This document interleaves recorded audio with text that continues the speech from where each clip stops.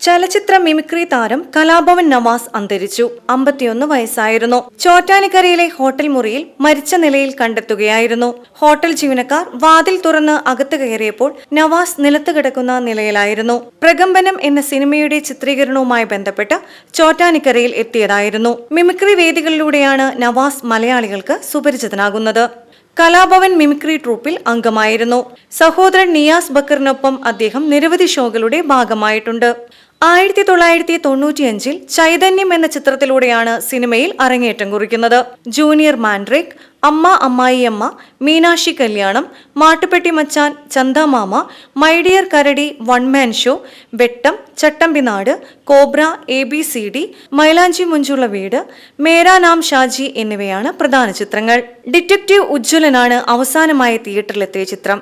നടനും നാടക കലാകാരനുമായിരുന്ന അബൂബക്കറാണ് നവാസിന്റെ പിതാവ്. നടി രഹ്ന നവാസാണ് ഭാര്യ. 2002 ഇരുവരും വിവാഹിതരാകുന്നത്. നഹ്റിൻ, റിദ്വാൻ, റിഹാൻ എന്നിവർ മക്കളാണ്.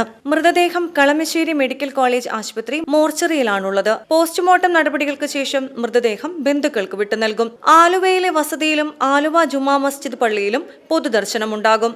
ശനിയാഴ്ച വൈകിട്ട് 5:30 ആലുവ ജുമാ മസ്ജിദിലാണ് സംസ്കാരം. News desk VCV.